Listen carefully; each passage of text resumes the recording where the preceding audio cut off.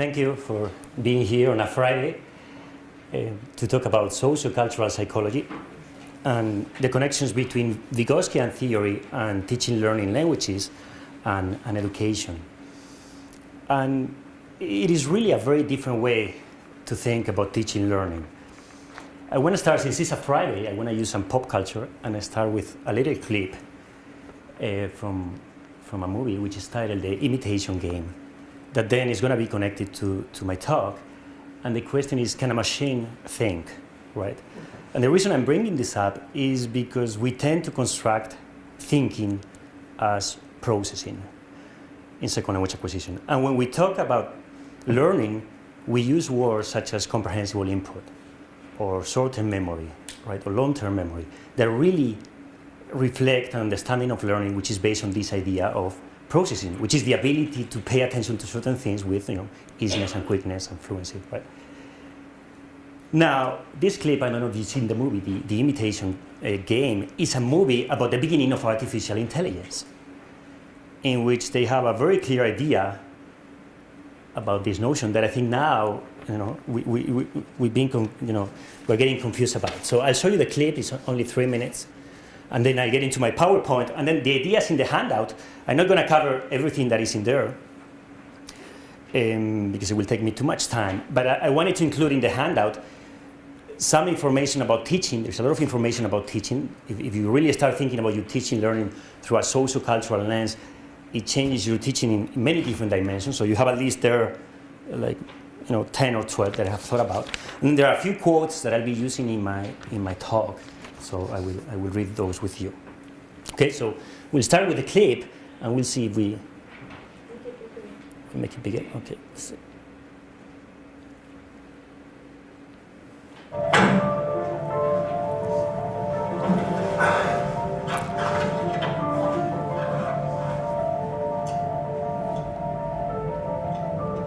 Mr. Turing, can I tell you a secret? I'm quite good with those. I'm here to help you. Clearly.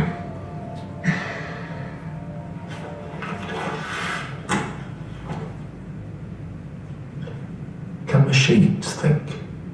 I see you've read some of my published works. What makes you say that?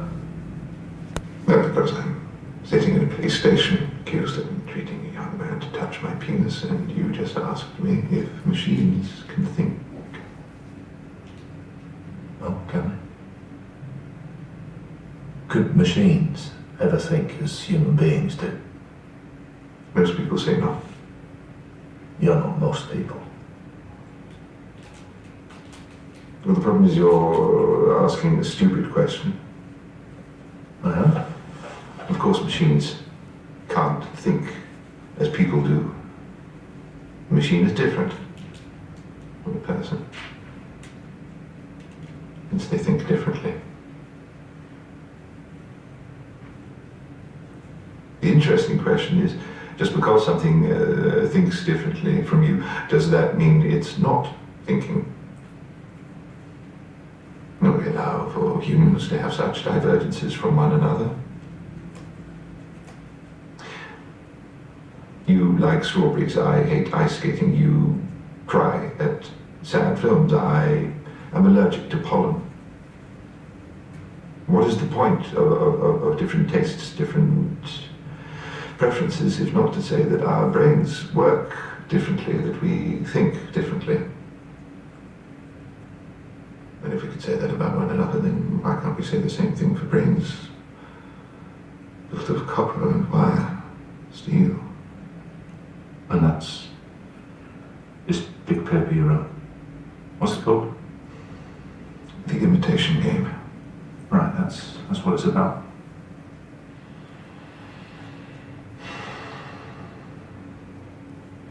Would you like to play? Play? Okay. We'll leave it there. You have to see the movie if you haven't seen it. Yeah, you haven't seen it? I haven't seen it. Yeah. Now, of course, the question is that computers and machines, they don't think like us. Then the issue is, how do we think? And why are we treating students as if they were machines? Why are we using language to describe student learning as if it were processing when we don't process information? We do something else. So the topic of my talk is going to be, what else do we do? What is thinking if it is not processing, right? And so for the PowerPoint, we have this title playing a little bit with this notion of research matters when research matters, and how treating learners and even teachers in teaching preparation as through analysis leads you to forget about issues such as creativity, emotion, and transformation, right? And there are some implications for research, and I want to talk a little bit about the research, and then we'll get to the teaching. And this is actually from my notes. Whenever I go to a conference, I take some notes. This was a couple of semesters ago. And I found this where I was writing, only in the areas of the humanized theorizing and research analysis, creativity and emotions, in one single case, one single person, they do not matter.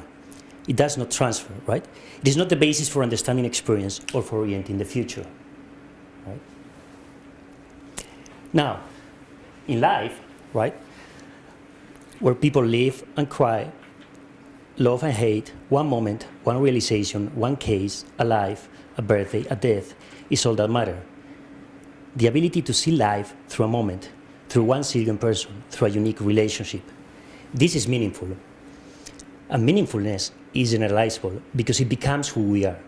Unique moments become us because they matter to our lives. They define us for the future. So I want to talk a little bit about moments and stories, and that something that it is very clear for our own personal lives, we tend to forget when we talk about research and when we think about teaching learning, right? So of course, there are critical moments in life, and even I know that insurance companies, they have this in their language. What are major defining events, right? When you have to change your policy, and of course it's birth, deaths, weddings, graduations, right? But we also have major defining events in educational settings. We have major realizations and transformations, right? So there are moments, and I'll talk later about this notion of kairos, and there are stories that we need to be, that need to be told, and that explains the significance of who we are, right?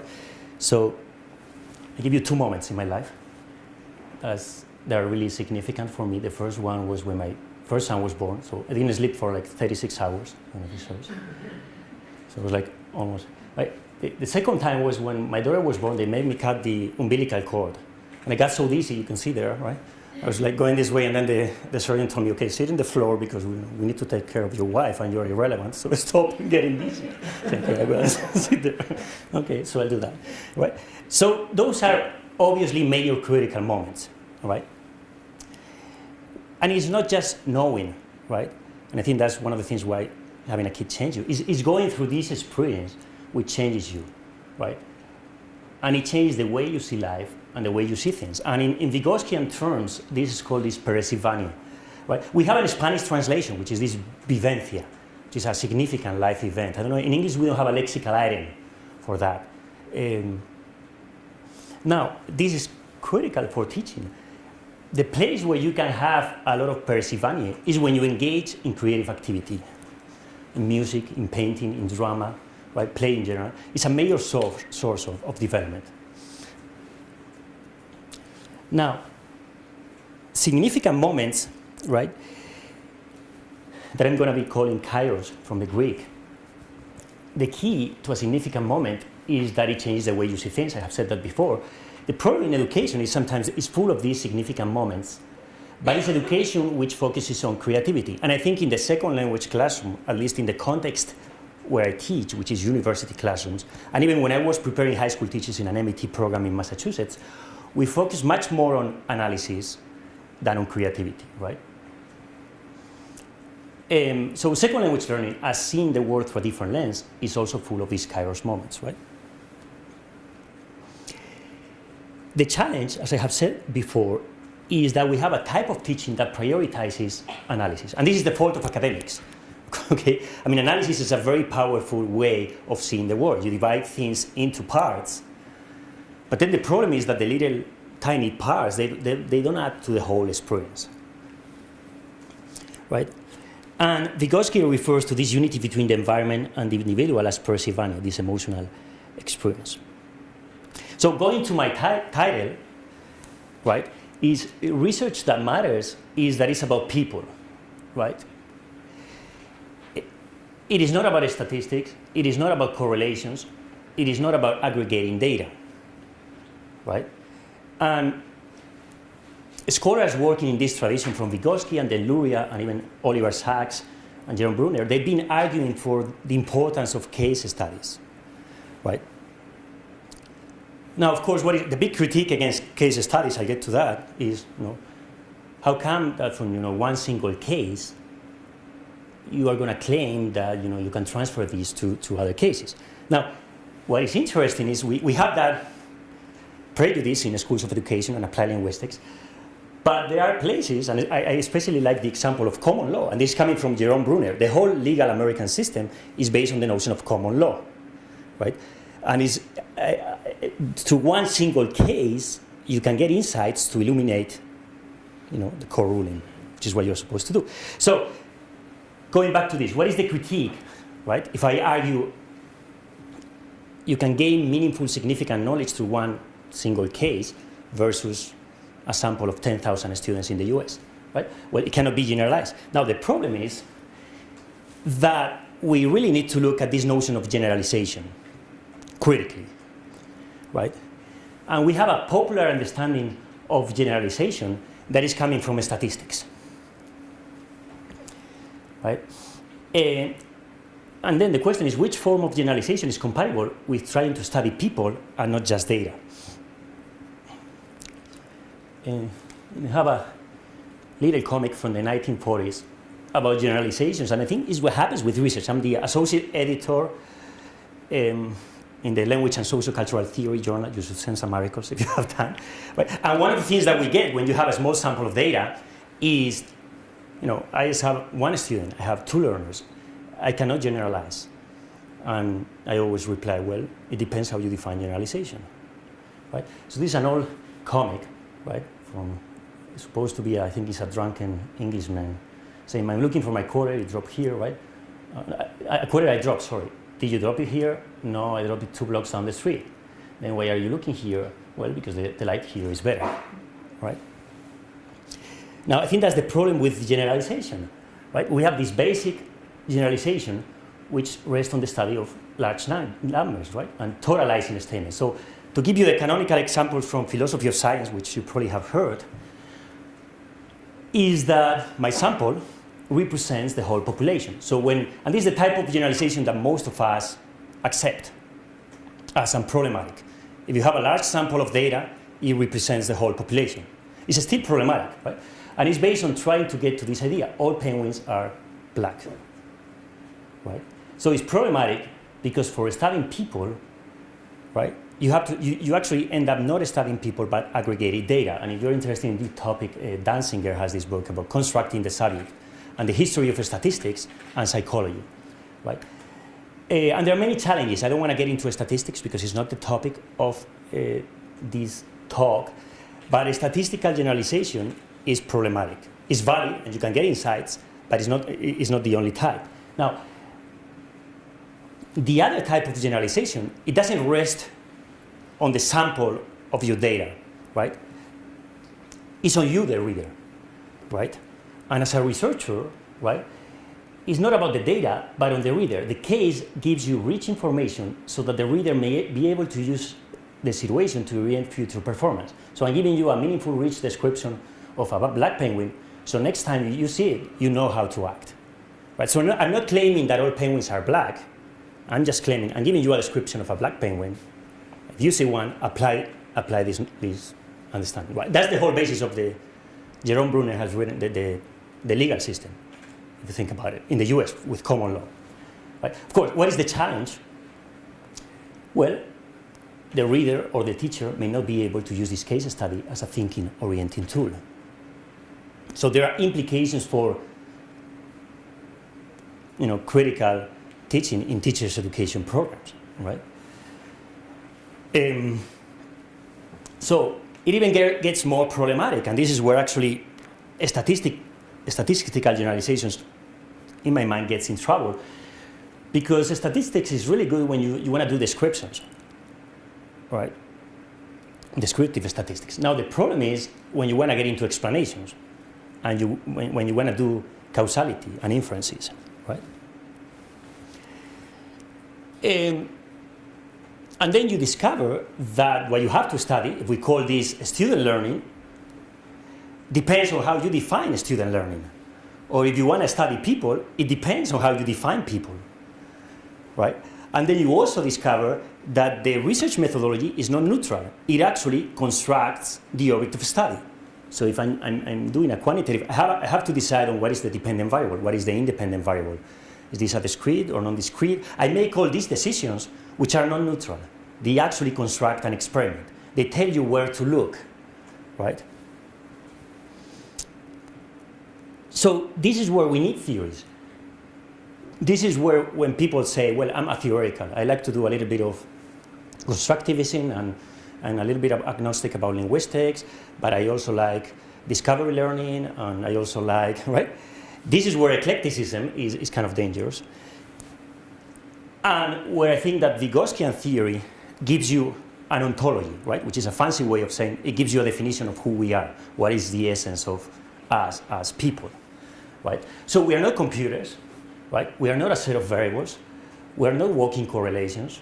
We are not complex adaptive systems, which is fairly popular these days in second language acquisition. We are sense-making historical beings, right? So we need to really understand that we need a metaphor, right? We use metaphors to make sense of complex things.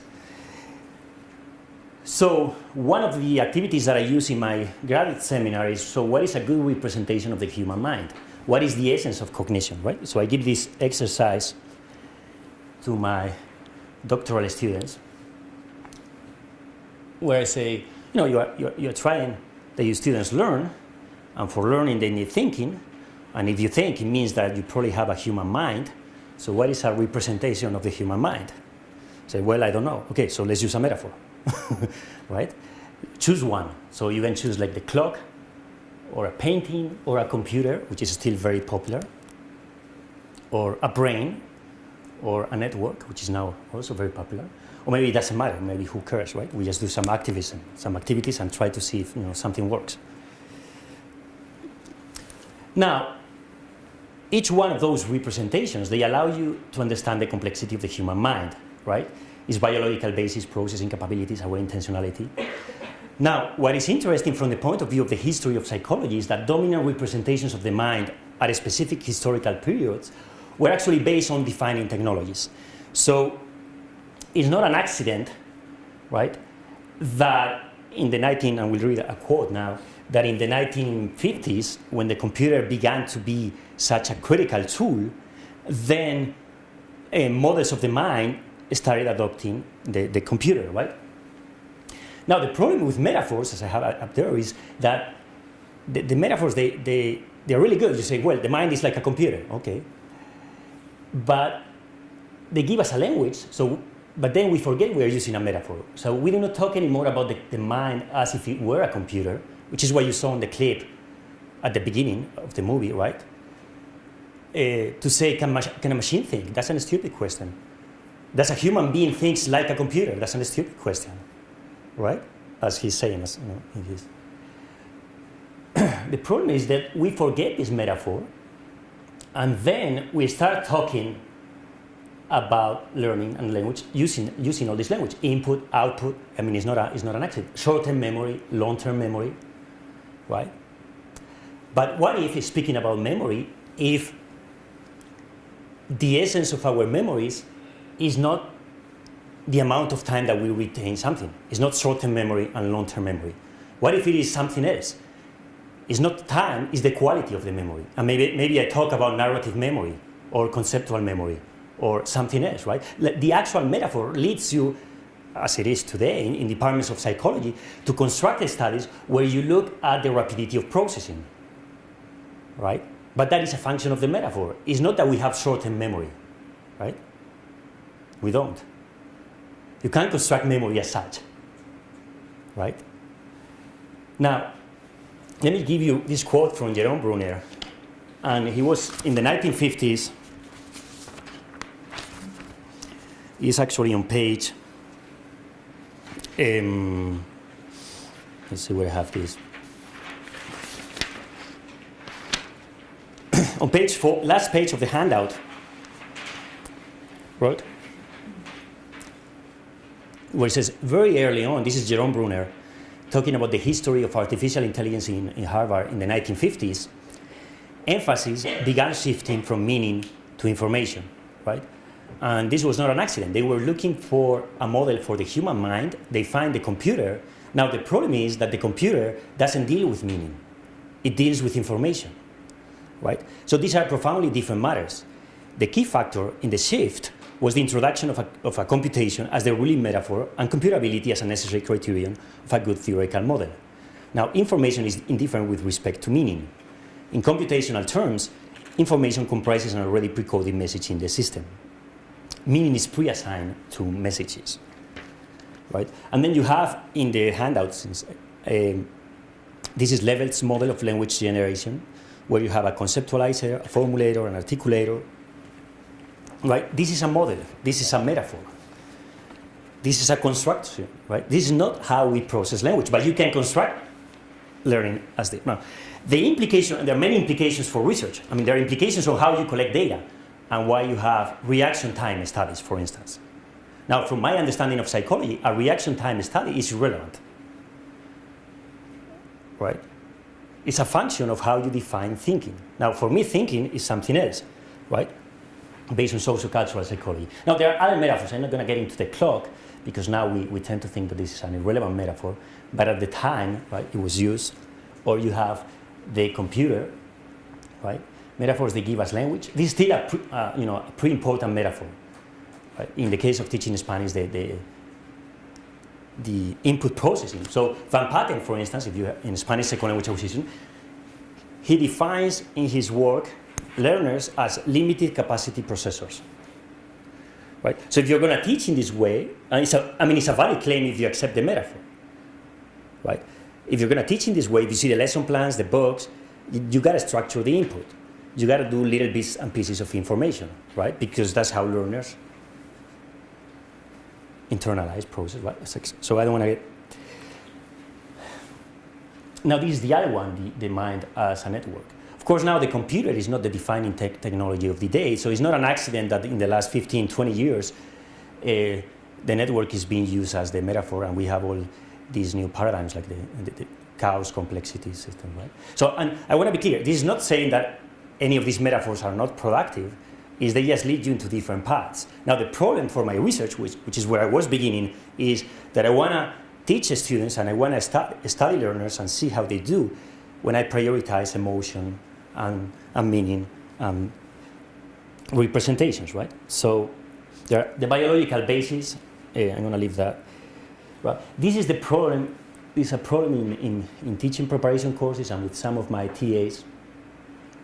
And it's the fault of academics because we make things too complex. But they say, okay, just give me the lesson plan and what I have to do, and and that's it. Which is this activism. We don't need to think about these issues. And I will say, yeah, we do, because any activity that you take to the classroom constructs an understanding of learning. Is it through repetition? Is it analysis? Is it something else? Right. Now, the metaphor. I give you a metaphor. What is an adequate representation for the mind if you are interested in a social-cultural understanding? So, are you ready to see how we think? Okay, so this is it. Right? So it's got to be a humanistic representation, right? This is from Picasso. I don't know if you're familiar with Picasso. It's a rendering of Las Meninas, which is a canonical painting, a Spanish painting. It has like different paintings, right? This version and this version, right? And if you like art, you probably know the painting, right? From the 17th century. Now, there's a lot of articles and books they've been reading about this painting. Is interesting at different levels. Of course, the first thing that you may notice is that, there is a mirror at the back. Someone is being reflected there. The painter who's painting the painting is looking at us, right? Then the title of painting is Las Meninas, which were the princesses, right? And so what is the point of the painting, if you think about it? What is he really painting, right?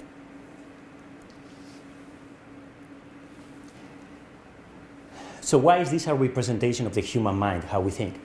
Because it is a historical representation, it's sense-making activity, right? It is creativity, it is emotion. I mean, the principle that I write about is this creative onto awareness. We are not only aware of our activity, let's see if we do this, we are aware that we are aware when confronted with creative representations. You got that? This is the critical point for all my teaching, right? Which, if you go back to Las Meninas, it's a painting about being a painter. And the moment that I engage with creative activity, I become a historical sense-making being. So with our learners in a classroom, we need them to become Velázquez, if you will. We need them to be engaged in creative representations. Now, the key from the point of view of mediation is this notion of concept, right? And the development of mediated thinking, mainly verbal thinking, right? From engaging with these representations, we have the emergence of cultural ways of thinking, which is intentional memory, voluntary attention, planning, categorization, right?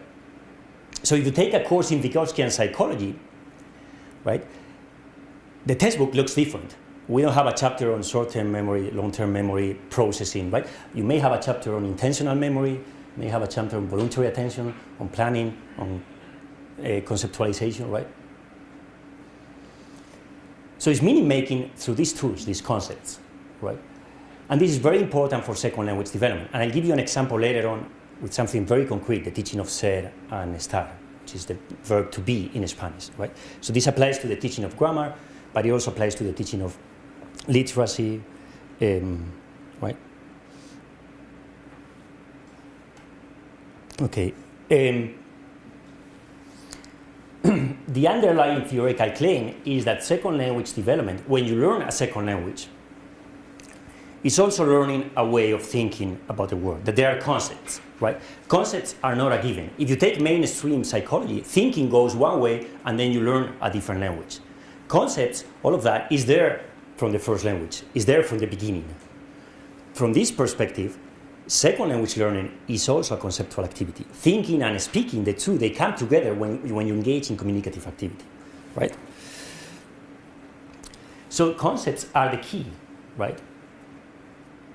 There is a synthesis in this research program. The argument that I have made in some of my writing is that the concept is a unit for teaching testing, so this is very applicable for elementary school teachers, but it's also for researchers, right? The critique from researchers is going to be what I was presenting at the beginning about lack of generalization, what I explained, so I'm not going to put back to that. So the research and the teaching go together. So as a teacher, what you need to look at is not at what the students say, not at what they do, but actually the models they use in creating understandings, in communicating. So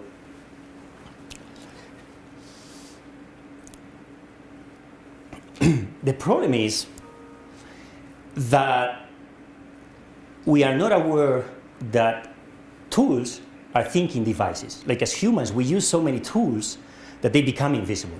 So that when we use a calculator, we don't think that the calculator is constructing an understanding of math. In the same sense that when we use an abacus, we just think that it's just a tool. I may do this, this math with an abacus, or I may do it with a calculator. Who cares? We now have, the last 20, 30 years, significant evidence of why a calculator is a much better tool than, let's say it the other way, an abacus, which is a kind of like an old-fashioned tool, is a really good tool for teaching math for kids. Whereas a calculator is very efficient, but it doesn't help kids if you're teaching math, right? See this notion of unit and addition, right? So I give you the other good example that we have of using models is not only concrete models, tools, right? But representations. And these are well-known example if you teach astronomy about how we take models for granted, right? So if we were to have let's say an astronomy class, right, and you see an astronomy textbook, they have a representation that is very much like this, right? And then if you are an undergrad and you are taking a course in astronomy, they give you the lesson in astronomy, and then you go to class and they ask you, for instance, so why do we have phases of the moon, right? And they give you this model.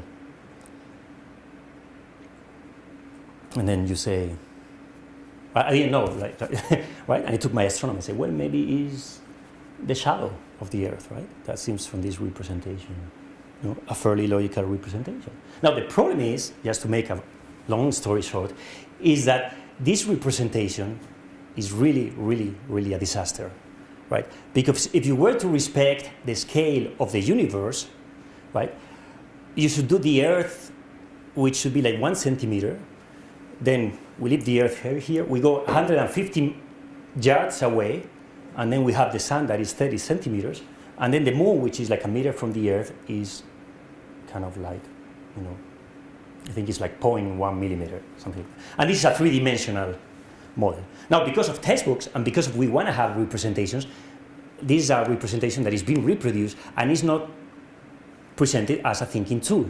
So we have there are experiments where they show that very intelligent adults, right, and academics, you ask them these type of questions and they give answers that are completely absurd, right? And this is what they call synthetic stupidity, right? It's not your fault. It's the models that you use to think that lead you into, irrational ideas. And then you actually forget. Like if you look at the moon and at the sun, if you go out, they're actually in a triangle, in a 3D triangle, right? So this type of model is impossible, right?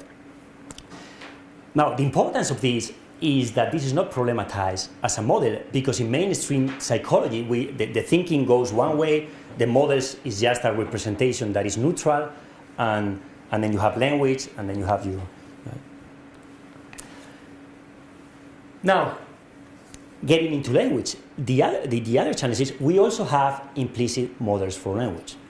And the biggest one is writing, right? Once you learn how to write, you think about a speech through the writing, right? And we know this from David Olson and even all this research on literacy, right? It really shapes our understanding of language. So once you see writing in a page, you begin to think that it's an object and it's a system and that grammar is important, right? When indeed it is not. Language is not a system, right? Did they lie to you in your linguistic courses, right? We always say language is a system. Well, it's not. Language is an activity, right? It can be systematized, and if you systematize things, it really helps you with the mechanical aspects of language, such as morphology and syntax, but you lose many other things, right?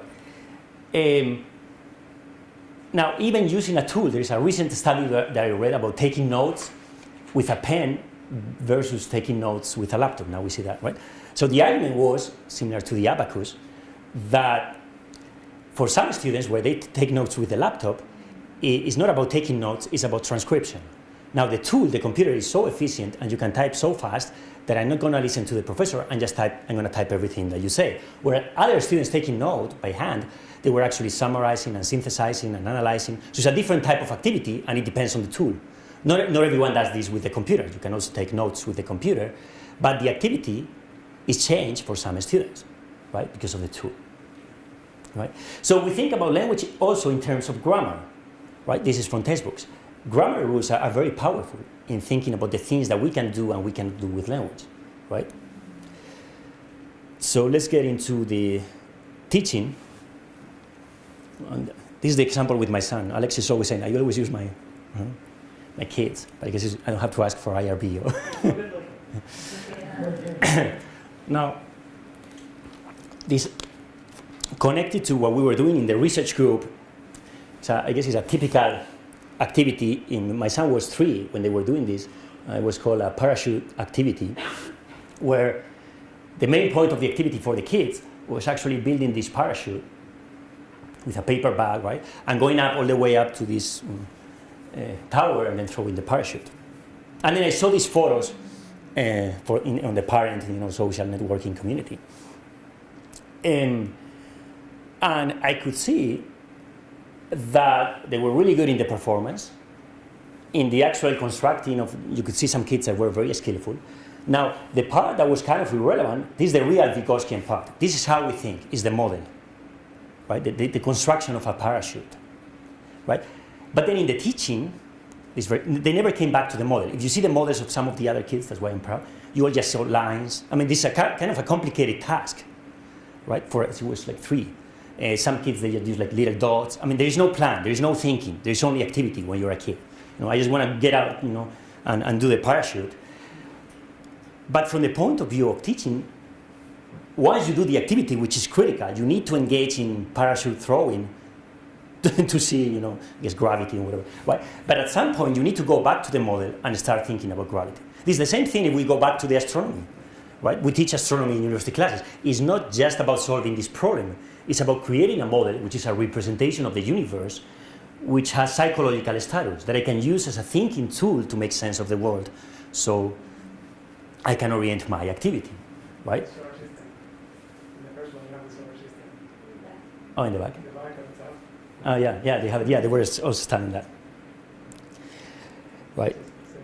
So to give you an example from some of the research that I've been doing with my doctoral students, this is in teaching Spanish in a Spanish 101 class, which in a university class, so you took Spanish, it's all about, even if it is a communicative classroom,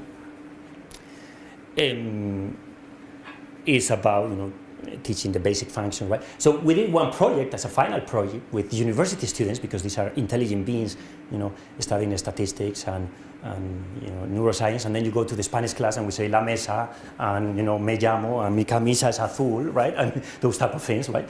And then you go back to studying statistics and neuroscience. So the argument was, if this is about people, we want to know about their stories, right? So we did a little project which was about creative writing, creating metaphors, and actually we were using how to teach 101 students to do metaphors, and they came up with really neat stories about their families using a metaphor. So this student, she was actually saying that her family was like a peanut butter sandwich without the peanut butter, because she wanted to have a sister and she never had. And so you get to know all her story in Spanish using a metaphor, right? And it was, as they reported on the dissertation, this from Monica Duran, it was a very significant experience for them, right? It was a transformative experience, because it was using Spanish to talk about something that matters to you, right?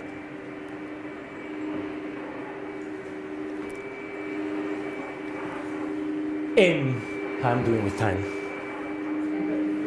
Okay.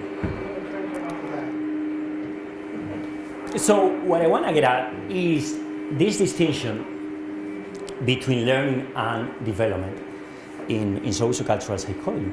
Learning is about content and skills, right? But there is this more profound type of learning that we call development, which is actually something different. And it's this transformative process. It's about becoming someone else through engaging with these tools, about seeing the world differently, right? Now, in the same sense that we need to think about generalization in different terms, we also need to think about time in different ways. So we have an understanding of time which is based on chronos, right? And actually that's the second page in your work,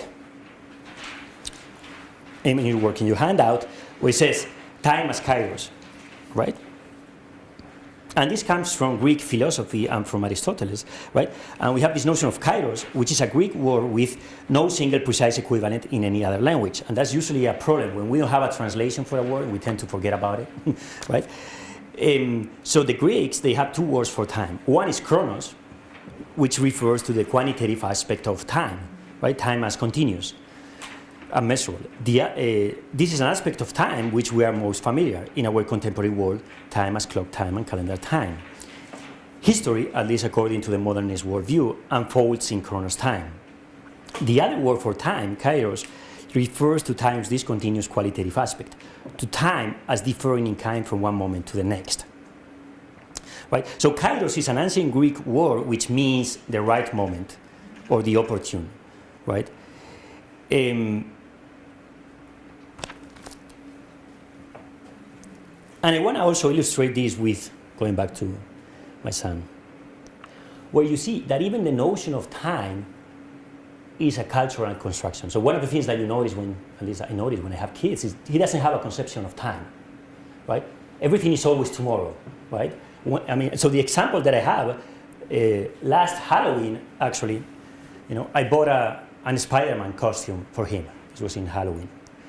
Now, as it turns out, he didn't want Spider-Man, but I didn't know. So he refused to wear this costume, and I didn't know why.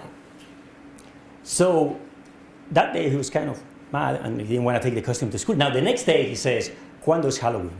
Right? When is Halloween? Well, he says, well, you have to wait, and he says, it's mañana, it's tomorrow. I say, well, it's, one more year. I say, that's okay. So in a couple of weeks, when is Halloween? Is mañana?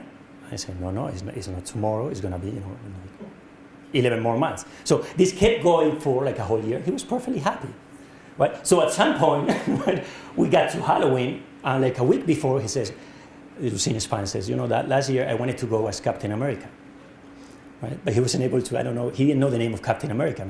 Spider-Man was another kid, and another one is Batman. I don't know what division of heroes they had in the classroom. He couldn't communicate this to me. Now, I was devastated because, at the end of the whole year he was fine. He didn't have a conception of time. Halloween is coming. It's okay that is tomorrow. We'll have this significant. For me, I have this chronological understanding of time, right? So we get to Halloween, and he dresses as Captain America.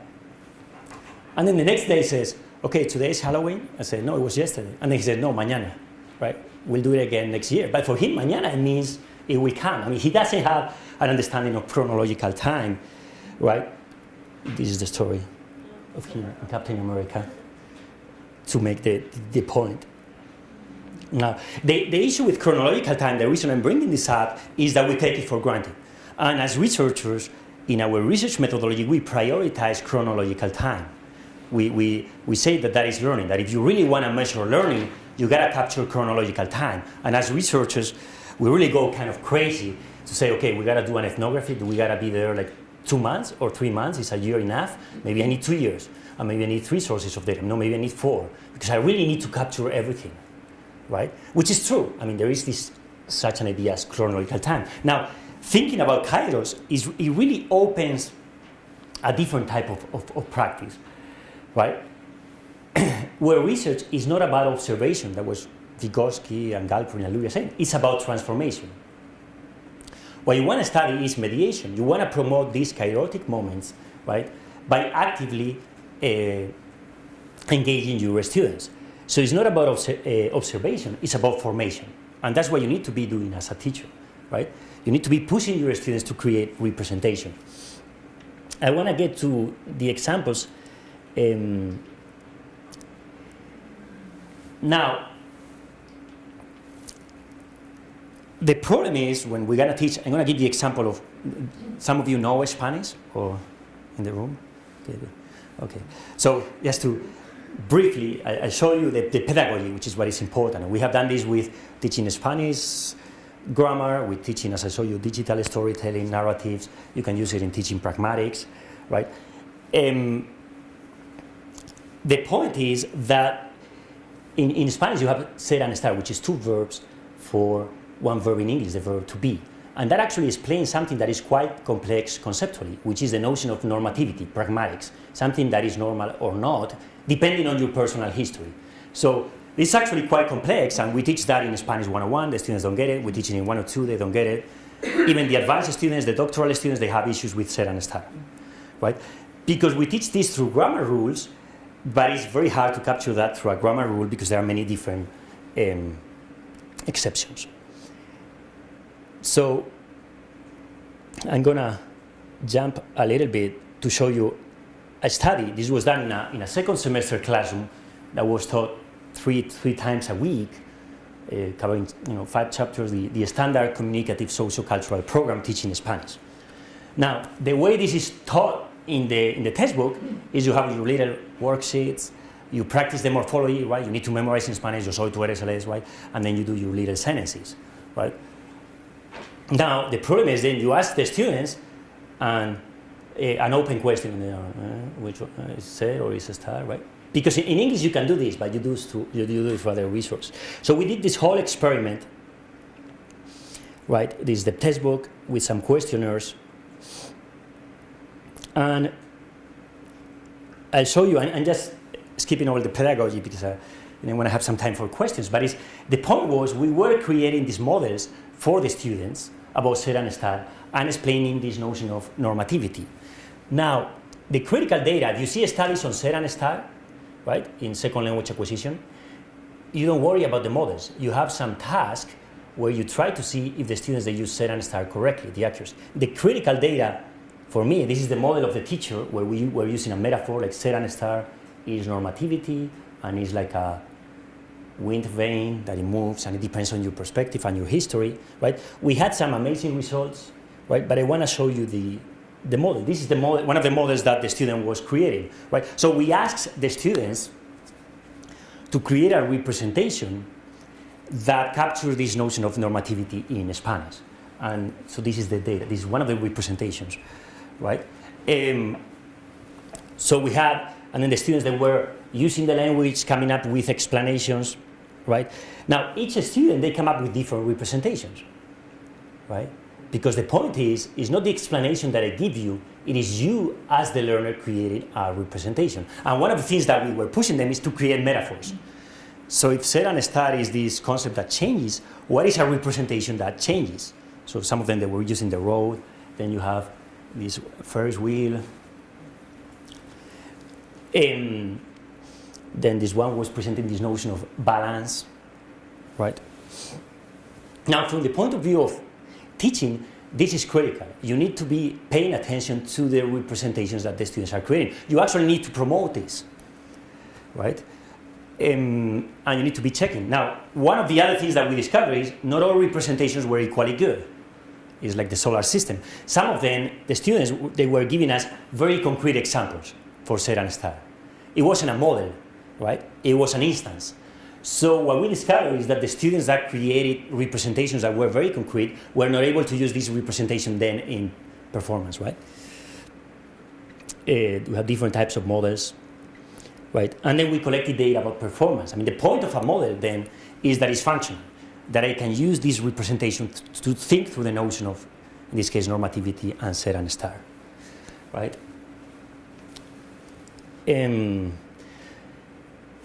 And then we have some questionnaires, right?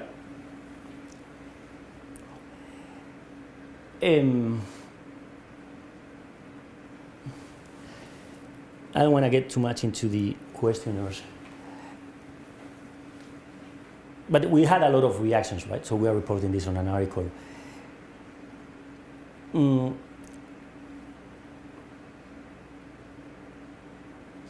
One of the things that you see when the students engage this conceptual activity is that some of the students, they struggle because you really need to think about it, right? And sometimes in our language classes, we don't make our students think. We just give them shortcuts. Okay, so use ser when you see days of the week. Es viernes. Okay, that's safe.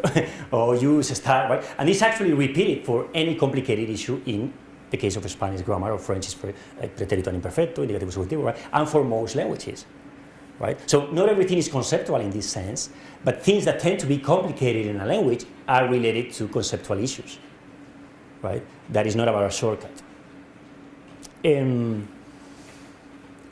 So to conclude with the study, is students who provided a more generalizable, specific and informative model about the uses of ser and estar were better in the performance. Students who did not present a model that was generalizable opted for concrete examples. One of the things that we are working now is that clear instructions for the elaboration of the model are key for students, right? That you need to be specific. What is a good model? Is one of the new directions in which we are taking the concept-based teaching, right? It's like a model of the solar system. Not all models are the same, right?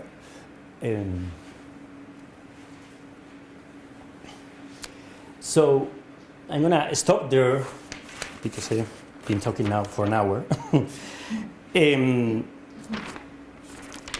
And I mean, in concluding this talk, research matters, right? When research matters, I hope that you have seen that from trying to define what the human mind is from a socio-cultural perspective, if it is about the creation of representations with psychological status, then my pedagogy needs to capture that. And there are activities, some of the activities that we do in elementary schools and in high schools, and they kind of get at that, but we just take it as one more element. From this perspective is critical, right? And then also the implication from research is, this is also critical data as a researcher, right? That's where the research and the teaching come together.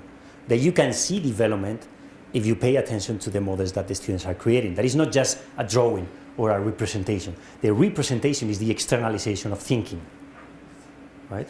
That's what I have.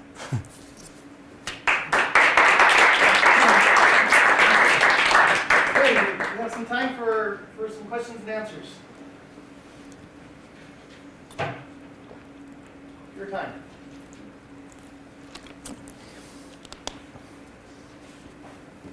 Just to clarify one, when you talk about the painting being a theory of the mind, are you talking about that specific one or paintings in general? It's a good question. I think this specific painting is a really good metaphor because it captures this idea that when you engage in the creation of a representation, that's when you actually discover that you're a creative being and that you are in charge of kind of your own history, right?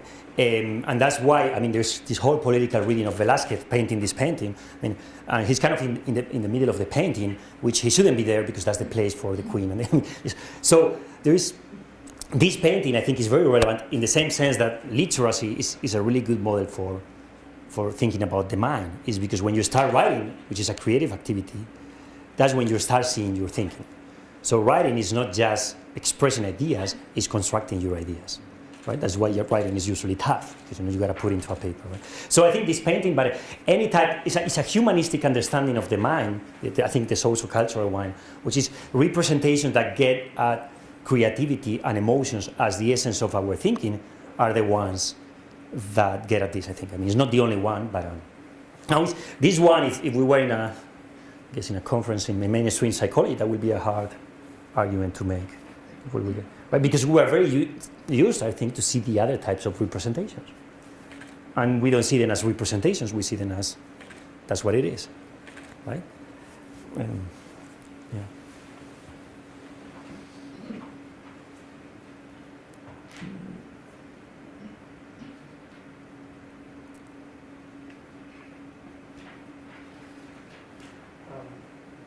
I have a question that is specific to the study that you made of understand.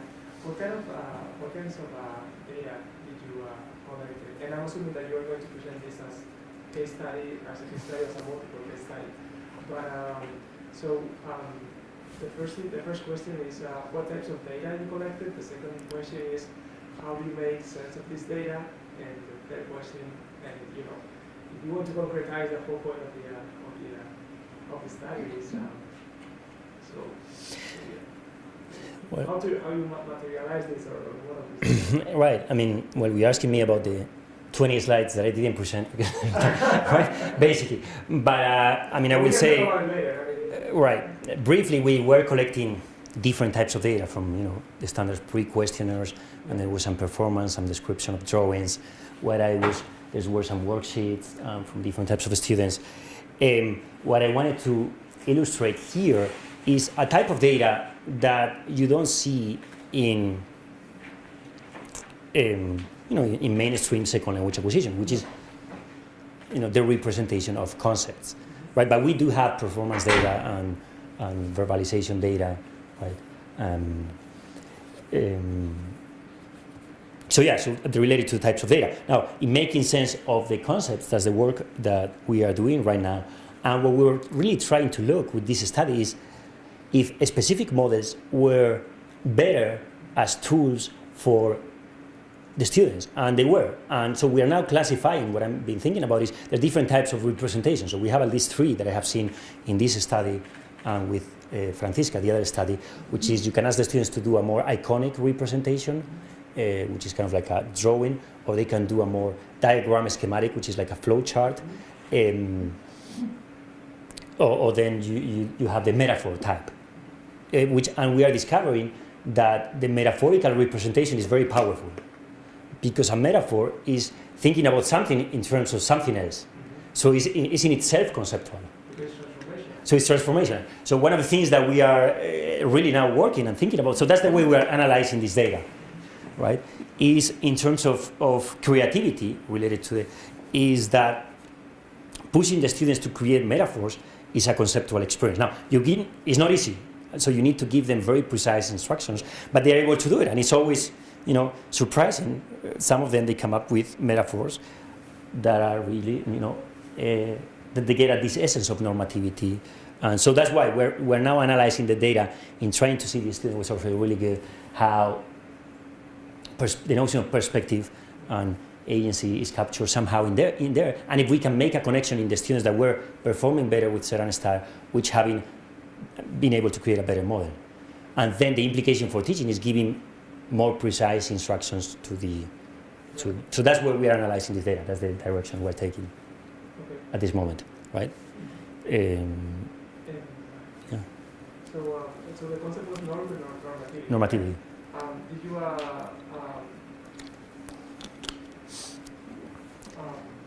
do you see other? Well, I mean, of course, that's what you have to do because you don't have to think of the intellectual problem, but rather in a concept that you actually materialize something else. So, were you thinking about tackling other aspects of the usage of Set and Start? Because you can look at it in terms of norm, normativity. You can look at it in terms of aspect, and you can look at it in a whole variety of ways. So. Yeah, the reason we chose normativity is this was a beginning classroom, because we thought that this is an idea that is complex, but that can be explained in a basic language classroom. And the other thing that we are very careful in the studies is that this is an actual classroom. So I had done a study before with Set and Start with the notion of bound, unbound, right, which is more to aspect, right, type of thing. But that's a hard one to do from the perspective of actual teaching when the students, they have many other demands. So we thought this one was a little bit better. And also we like the notion of pragmatics, that is about how you use the language. It's not in the semantics per se, the bound and bound, but the Set and Start is, depending on how I know you, I can say, oh, estás muy alto. Right? It's a pragmatic, it's that type of thing, right? But from this perspective, the actual developing of materials, that's real research. We need to put a lot of effort into, which we don't. We just, this is the little materials I do for my study. No, that's actual research for teaching anything from language to mathematics to, social science. I mean, this morning we were, when we were seeing the materials or yesterday about math and perimeter and, right? It's not problematized. I mean, we need to do a lot of thinking about what is a good way of presenting this idea of unit perimeter, because otherwise, of course, the students will create some models, but others, they will be at a loss, right? As it is the case in Set and Start, sorry. Yeah. Well, I guess I have two questions. The first is that did you show them a model first? And yeah. If you did, were there students who simply made minor modifications and gave you back essentially that same model? Right. I mean, I didn't do the study. It was a doctoral student with me, so he was teaching the classroom. But one thing that we know from Galperin is you really need to give the students a model. So in this case, discovery learning, it doesn't apply to expert knowledge. So it's very rare. We have what is called abduction. Some people, they just get, Set and Start is through normativity, right? No, but unless you give them a model, and so we have all these models about explaining normativity that they were presented to the students, and then the instructor also came up with a model for himself, which is critical, about materializing this notion of perspective to a metaphor, right? And then this is where we are changing a little bit from Galperin and Talisina towards the end of the research. They were saying, well, it's not only about giving the model, we need to explore how to engage with the model, right?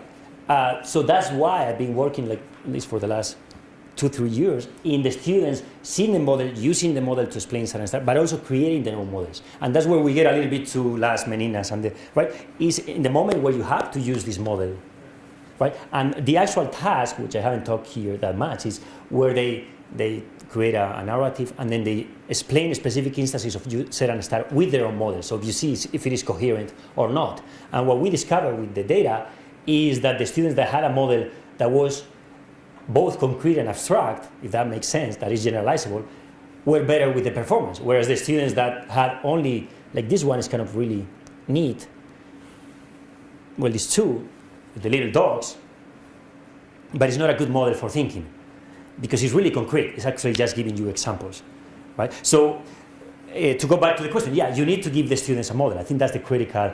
But then it's not just about the perfect explanation. It's about having pedagogical tasks where they engage with these explanations, they create their own models, and they don't need to use the same model as the teacher has, but it needs to get at the same concept, which in this case was normativity. Yeah. And I feel that you brought up something that I think that is critical here too, because we're thinking about giving students, models and that they have to transform.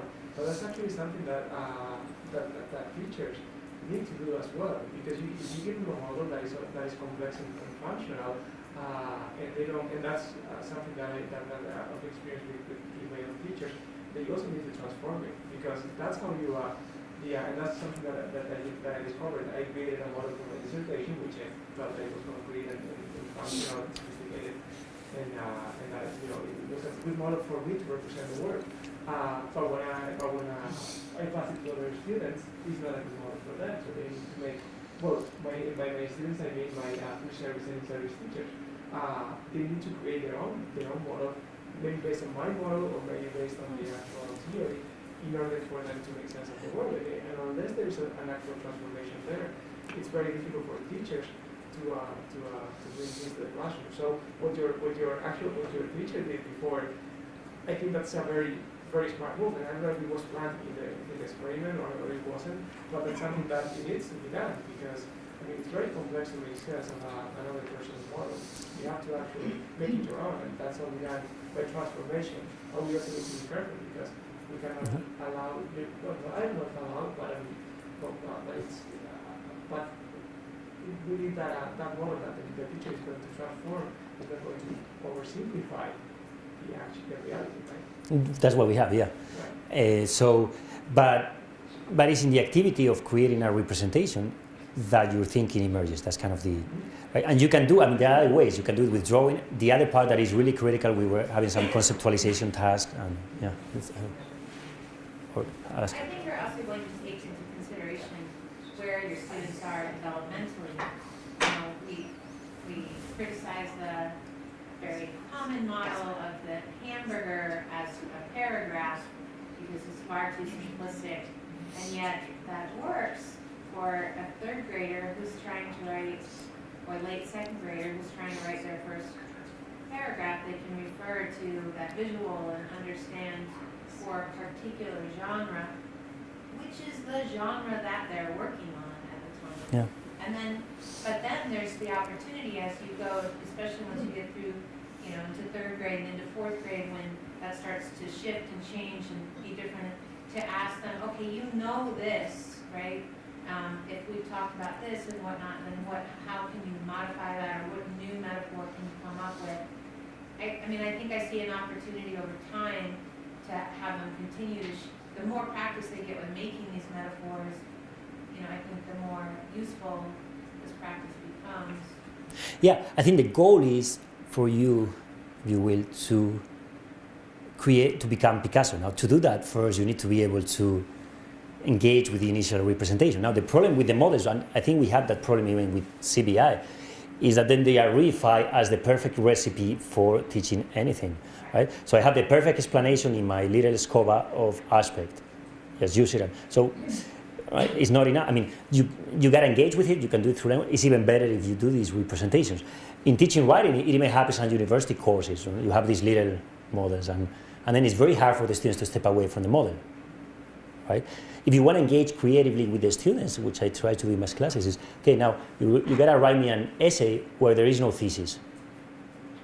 Right? I want you to intentionally not have a thesis, or if you have one, put it at the end of the composition. Right? Now, to do that, you need to understand the notion of thesis, and that it needs to be at the end. And so we've been exploring these notions of creativity, right? Because university should be the place, but it's not also. Where we still give the same recipes. The problem with models is they become recipes, they become checklists, they become, right? But I think you're totally right. You need to, at some point, integrate them,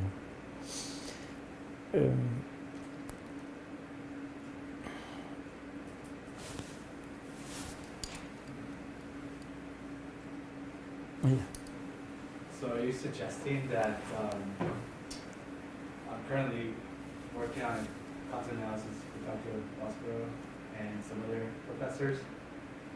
Are you suggesting, based on this your work here, that curricula should do away with certain type of representations in books because they tend to be more concrete and they don't lend themselves to creativity in the classroom, so you tend to have more, we're producing students that are more, instead of using social cultural theories, we're producing students that are more,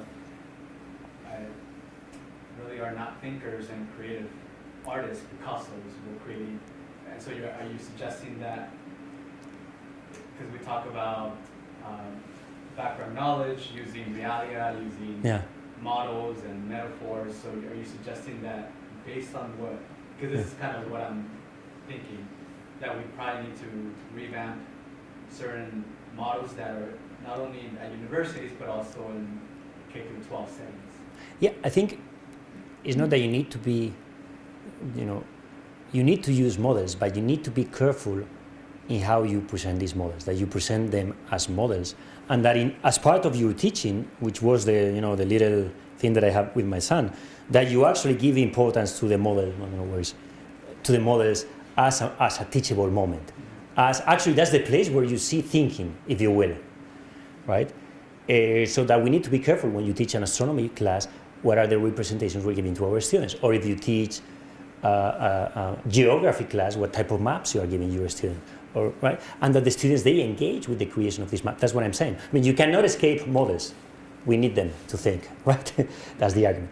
Now, you have to be careful that, at least if you want your students to develop as creative thinkers, that they see these models first for what they are, which is models, and that they are able to create their own models. So creativity, in this sense, which I haven't talked that much in this, is not about doing anything they want. That's why Picasso is not the same thing that my kid doing some marks. It's very different. Because for Picasso, there is an awareness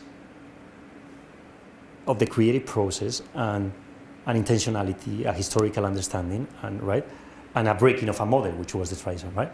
Whereas my kid is just making marks. Right? So creativity is also defined very specifically. It's not just discovery learning. It's not just self-disclosure or when we do reading, just tell me what you think, right? I mean, that's important, but it's not enough. So you have these different dimensions for teaching, right? Where there is the performance, but it is also this modeling that is in there. Yeah, and if that makes sense. Yeah. So then you have to be careful. We have to pay. I think we haven't paid enough attention, and we've been talking a little bit to the modeling, to these representations as the real thinking tool. That's where you see your learners. Because my background is in teaching, and a lot of the models of representations that I've seen in books and that teachers use are very schematic. They're talking about processing your brain as a computer. Yeah. Inputs and outputs. And so I think based on what your lecture today, I'm thinking that perhaps we need to analyze teacher books that our teachers are using to maybe kind of give them more of an idea that this is what these models that we're creating is actually putting constraints on student thinking, and there's no really meaning making that's happening in the classroom because we're so focused on this schematic type of thinking. I think that's what it is. Yeah, I agree with that. I mean, it's a first step. You need to be careful about the textbooks and what is conceptual there, and what are. I think it's a good point. So just as a tag, teachers have this conceptual knowledge of that content that they are presenting, like your phases of the moon. Yeah. Then the model is there and could be expanded upon. They understand they need to expand upon it, and they understand limitations, strengths, and so forth. Yeah. In a pedagogical way, they could assist their students. Yeah. Yeah, I think you need to become aware of, and the astronomy example is always a good one because it's very concrete, right? But it seems flipped at times. I mean, some of our analysis that the teachers have become the slaves of the text, telling the teachers what to do. We see that, in this, and they're just Spanish. trying to figure out if they can do everything, and that's what they're being told. It's true. That's really dangerous. I think it's It's very dangerous. and it's common, yeah, but it's very common. I mean, I've seen in university classes for my TAs, we just give them the textbook, and then the textbook is this neutral tool with the grammar rules. Well, it's not. And so we are, as I was saying, we are sense-making beings. We gotta make sense of what we're doing, and we're continually doing this with the representations that we have at our disposal. So, yeah, I think the textbooks, I see that's an important step. When we were beginning to write about this, it's been a decade, in teaching Spanish, we actually said, well, the first thing that you need to do is look at the textbook in Spanish and be very careful about the rules about ser and estar, preteritum imperfecto, indicative subject. Anything that they actually have problems, the explanations are really crappy. It's not the fault of textbooks writers. I mean, we are trying to give these little shortcuts, but it's impossible to construct an understanding through following these rules that are actually, I mean, if I show you the ser and estar as an example, are kind of like philosophy of language.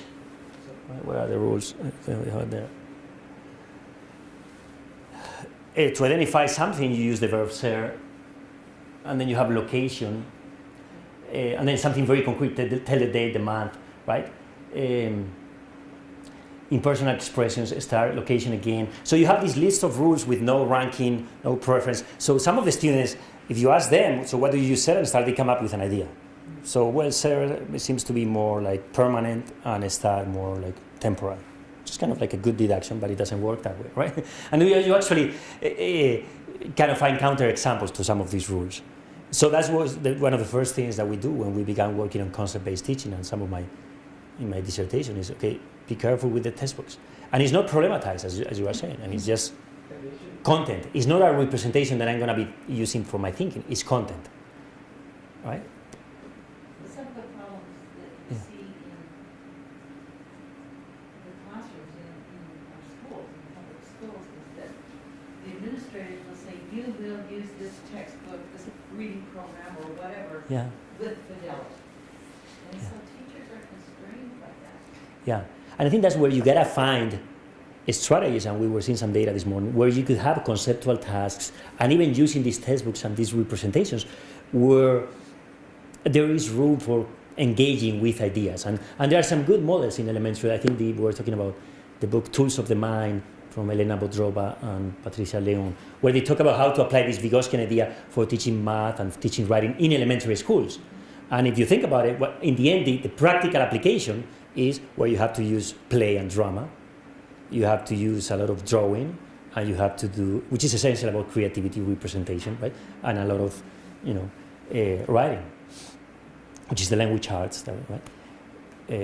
But you got to do it in very specific ways. It's not just, perform or play, or right? There needs to be very specific tasks. And I think you can do a lot within the system. There are constraints for sure, but. Yeah, and one of the things about the fact with the textbook is so the issue is not only that these explanations are incomplete models or that are ranked in different ways. Is that the activities that are presented on the textbooks, they are pretty much representing the explanation that they are doing. So not only the model that they are using is not covering the whole, notion. In this case, we're talking about science stuff. It's just that the activities that they are asking you here, they are, aimed at using the explanations that you had before.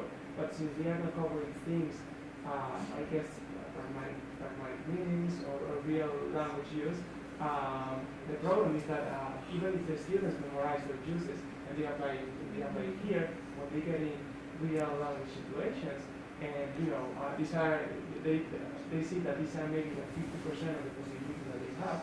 They don't know how to counterbalance the other 50%, and so that's problematic.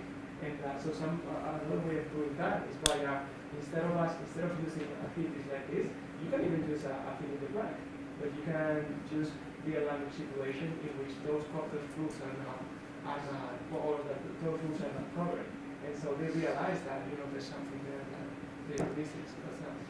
Yeah, I think for anything conceptual, you need to really look at teachers' preparation, and also that the teachers are able to question the textbooks and are able to question these notions of learning as processing, as content as isolated, right? Which is what we're doing. But I think we need to finish because it's 5:30.